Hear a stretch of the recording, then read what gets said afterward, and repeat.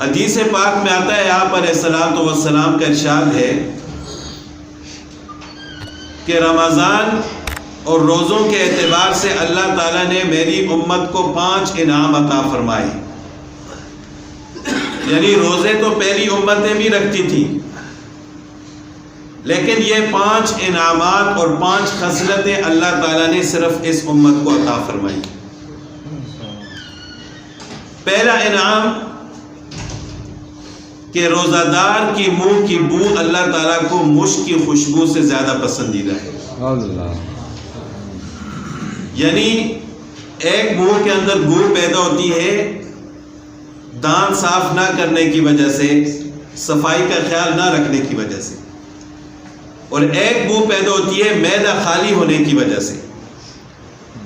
تو روزہ دار جب روزہ رکھتا ہے اس کا معدہ خالی ہوتا ہے تو اس کے منہ میں ایک بو پیدا ہوتی ہے، اور وہ بو اللہ تعالیٰ کو مشک کی خوشبو سے زیادہ پسند ہے.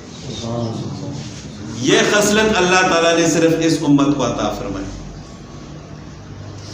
دوسری خصلت اور دوسرا انعام جو اللہ تعالیٰ نے اس امت کو عطا فرمایا ہے وہ یہ کہ فرشتے افطاری تک روزہ دار کے لیے مغفرت کی دعا فرماتے ہیں. تیسری خصلت اور انعام اللہ تعالیٰ نے جو اس امت کو عطا فرمایا ہے وہ یہ ہے کہ اللہ تعالیٰ روزانہ جنت کو مزین فرماتے ہیں اور جنت سے فرماتے ہیں کہ عن قریب میرے بندے بھوک اور پیاس برداشت کر کے تیرے اندر آنے والے ہیں. اور چوتھا انعام اور خصلت اللہ تعالیٰ نے جو اس امت کو عطا فرمائی ہے وہ یہ ہے کہ سرکش شیاطین کو قید کر دیا جاتا ہے تاکہ میرے بندے آسانی سے نیک اعمال کر سکیں اور گناہوں سے بچ سکیں. لیکن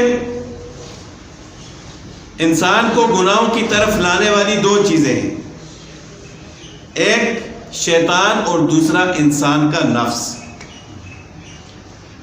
یعنی اگر رمضان المبارک میں شیاطین کو قید کر دیا جاتا ہے لیکن پھر بھی ہم دیکھتے ہیں کہ گناہ ہوتے ہیں،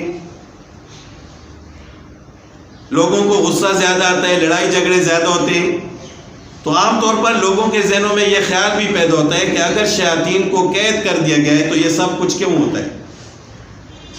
تو پہلی بات تو یہ ہے کہ شیطان نے جو 9 مہینے انسان کے نفس پر محنت کی ہے اس کا اثر تو ہوتا ہے نا.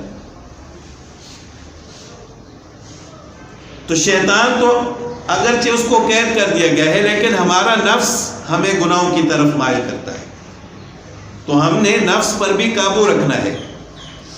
اگر شیطان قید کر دیا گیا ہے اور پھر بھی ہم گناہوں کی طرف جاتے ہیں تو اس کا مطلب یہ ہے کہ ہمارا نفس شیطان بن چکا ہے. اور ہمارا نفس ہدایت کی طرف کیسے آئے گا؟ سب سے پہلے استغفار، اپنے گناہوں کی معافی مانگی جائے. سحری کا وقت، افطاری کا وقت یہ دعاؤں کی قبولیت کا وقت ہے. اپنے گناہوں کی معافی مانگی جائے اللہ تعالیٰ سے کہ یا اللہ میں نے جتنے بھی گناہ کیے ہیں چاہے وہ مجھے معلوم ہے نہیں معلوم، میں جانتا ہوں نہیں جانتا، یا اللہ ان کو معاف فرما دے. پھر اس کے بعد انسان اپنے نفس پر قابو رکھے کہ آئندہ میں کوشش کروں گا کہ مجھ سے کوئی گناہ سرزد نہ ہو. اور پھر انسان اپنا محاسبہ بھی کرے کہ میں نے روزے کے دوران کیا کیا ہے، نیک اعمال کیے ہیں یا برے اعمال کیے ہیں. اگر نیک اعمال ہیں تو ان پر اللہ تعالیٰ کا شکر ادا کرے، اور اگر کچھ برے اعمال بھی نظر آ رہے ہیں تو پھر استغفار کرے. استغفار ایک ایسی دعا ہے کہ جو گناہوں کی بیماری کو جڑ سے ختم کر دیتی ہے. دنیا کے اندر اللہ تعالیٰ نے بیماریاں پیدا فرمائی ہیں تو ساتھ ان کا علاج بھی پیدا فرمایا ہے. تو یہ گناہ بھی ایک بیماری ہے، روحانی بیماری ہے، اور اس کا علاج اللہ تعالیٰ نے استغفار کو پیدا فرمایا ہے کہ جو بھی بندہ استغفار کرے گا اللہ تعالیٰ اس کے گناہوں کو معاف فرما دے گا. لیکن استغفار کرنے کے بعد یہ کوشش کرنی چاہیے کہ دوبارہ جان بوجھ کر گناہ نہ کرے. لیکن انسان ہے، خطا کار ہے، غلطی سے گناہ ہو جاتا ہے، دوبارہ گناہ ہو پھر استغفار کرے. انسان جتنی دفعہ بھی استغفار کرے اللہ تعالیٰ بخشش فرما دے. تو یہ چوتھا انعام جو اللہ تعالیٰ نے اس امت کو عطا فرمایا ہے کہ سرکش شیاطین کو قید کر دیا جاتا ہے. اور پانچواں انعام جو صرف اس امت کو اللہ تعالیٰ نے عطا فرمایا ہے کہ رمضان کی آخری رات اللہ تعالیٰ گناہگاروں کی مغفرت فرماتے ہیں. صحابہ کرام نے پوچھا کہ یا رسول اللہ صلی اللہ علیہ وسلم کیا وہ لیلۃ القدر ہے؟ تو آپ صلی اللہ علیہ وسلم نے فرمایا کہ وہ لیلۃ القدر نہیں ہے، بلکہ مزدور کو مزدوری اس وقت دی جاتی ہے جب وہ اپنا کام ختم کر دیتا ہے. تو یہ سب سے آخری رات ہے، یعنی جس رات عید کا چاند نظر آ جاتا ہے، جس کو ہم چاند رات سمجھ کر بازاروں میں اور ادھر ادھر گزار دیتے ہیں کہ آج تو رمضان ختم ہو گیا، ہم جو بھی کریں. تو یہ رات جو ہے وہ انعام ملنے کی رات ہے.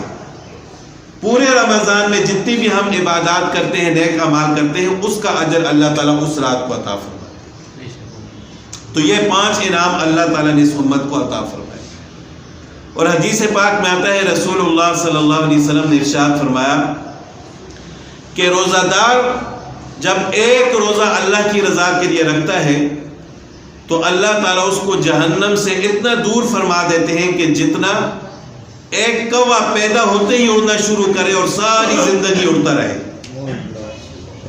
کوے کے بارے میں مشہور ہے کہ وہ بہت لمبی اڑان اڑتا ہے، زیادہ دیر اڑتا رہتا ہے، تھکتا نہیں ہے. تو حدیث میں اس کی مثال دی گئی ہے کہ ایک کوا پیدا ہوتے ہی اڑنا شروع کرے اور جتنی اس کی زندگی ہے وہ ساری زندگی اڑتا رہے تو اللہ تعالیٰ روزہ دار کو جہنم سے اتنا دور فرما دیتے. اور حدیث پاک میں آتا ہے آپ علیہ السلام کا ارشاد ہے کہ جنت کے 8 دروازے ہیں، ان میں سے ایک دروازے کا نام ہے باب الریان. اس دروازے سے صرف روزہ دار داخل ہوں گے. ریان رئی سے ہے جس کا معنی ہے سیراب، یعنی دنیا میں جو بندے اللہ تعالیٰ کی رضا کے لیے بھوک اور پیاس کو برداشت کریں گے، اللہ تعالیٰ قیامت کے دن جنت کے اس دروازے سے ان کو داخل فرمائیں گے کہ اس دروازے سے داخل ہونے کے بعد ان کو کوئی بھوک اور پیاس نہیں لگے گی. اللہ تعالیٰ ان کے دل کو سیراب فرما دیں گے. اور ہر دروازہ ایک خاص عبادت کے لیے، نماز پڑھنے والے الگ دروازے سے داخل ہوں گے، روزہ دار الگ دروازے سے داخل ہوں گے. اور حضرت ابوبکر صدیق رضی اللہ تعالیٰ عنہ کی یہ فضیلت ہے کہ ان کو قیامت کے دن جنت کے 8 دروازوں سے بلایا جائے گا، جس دروازے سے چاہے داخل ہو جائے. اور ایک حدیث میں آپ علیہ السلام نے ارشاد فرمایا کہ کل عمل ابن آدم لہو، ابن آدم یعنی انسان کا ہر عمل اس کے لیے ہے. ہر عمل پر 10 گنا سے لے کر 700 گنا تک اجر عطا فرماتے ہیں اللہ تعالیٰ. لیکن روزے کے بارے میں اللہ تعالیٰ نے فرمایا کہ روزہ میرے لیے اور میں ہی اس کا اجر عطا فرماؤں. یعنی روزہ ایک ایسی عبادت ہے کہ جو اللہ تعالیٰ اور بندے کے درمیان ایک پردہ ہے. انسان نماز پڑھتا ہے تو نماز پڑھتے ہوئے نظر آتا ہے، کوئی بھی عبادت کرتا ہے تو عبادت کرتے ہوئے نظر آتا ہے. لیکن روزہ ایسی عبادت ہے کہ اگر انسان کسی کو نہ بتائے کہ میرا روزہ ہے تو کسی کو پتہ نہیں چلے گا. یعنی رمضان کے علاوہ بھی اگر کوئی شخص روزہ دار ہو تو وہ کسی کو نہ بتائے کہ میرا روزہ ہے تو کسی کو پتہ نہیں چلے گا کہ اس کا روزہ ہے کہ نہیں ہے. تو اس وجہ سے اللہ تعالیٰ نے فرمایا کہ روزہ صرف میرے لیے اور میں ہی اس کا اجر عطا فرماؤں گا. تو اللہ تعالیٰ روزہ دار کو اپنی شان کے مطابق اجر عطا فرما دے گا.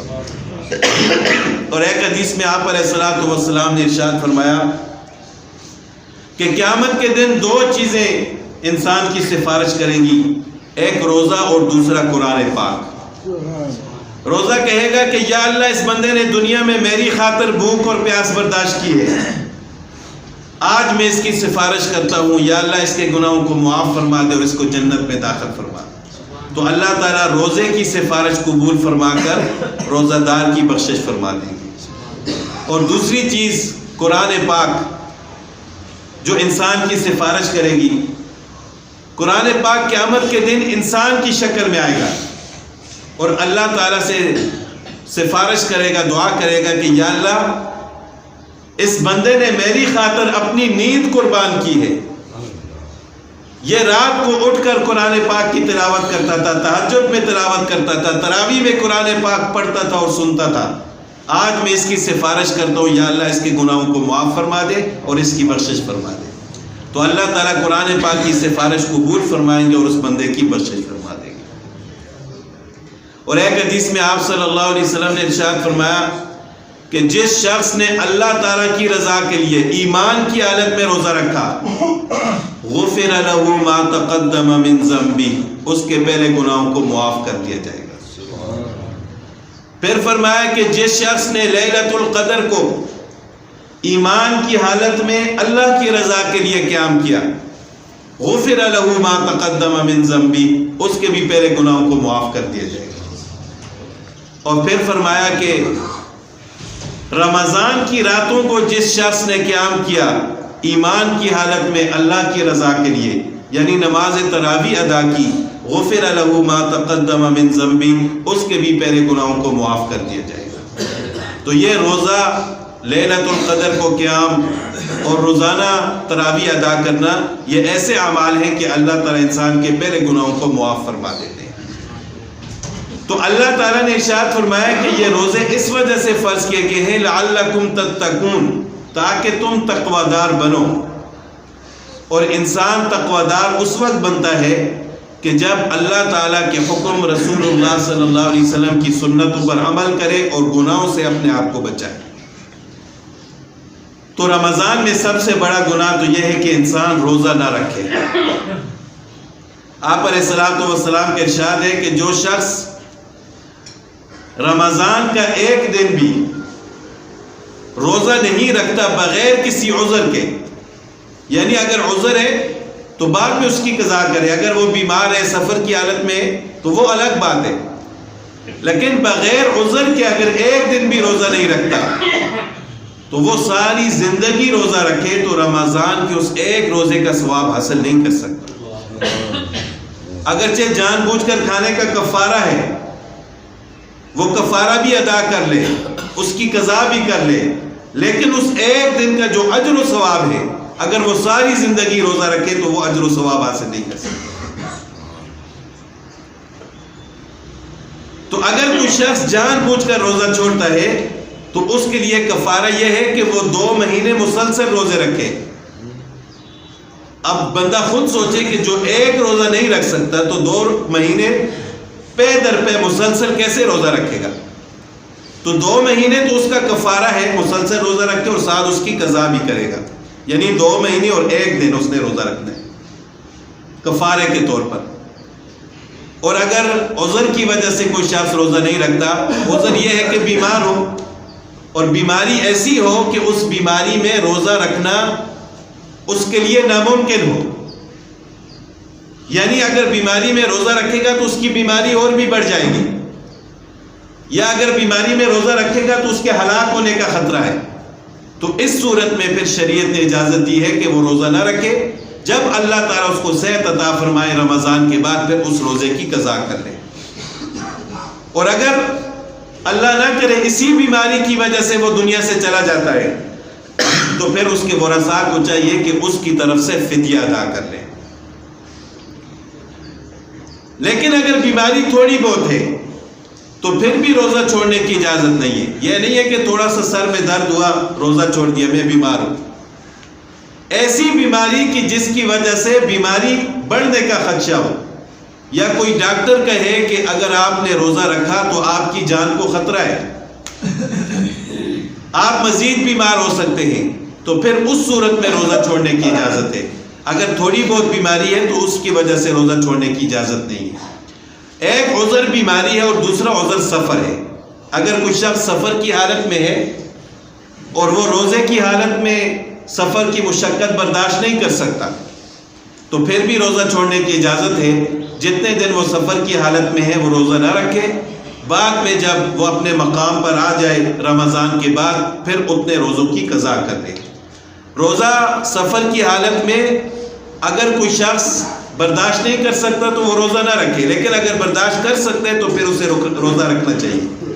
آپ علیہ الصلوۃ والسلام کی موجودگی میں ایک سفر میں آپ صحابہ کرام فرماتے ہیں کہ ہم میں سے کچھ لوگ ایسے تھے کہ جنہوں نے روزہ رکھا ہوا تھا اور کچھ لوگ ایسے تھے کہ جن کا روزہ نہیں تھا، یعنی سفر کی حالت میں تھے.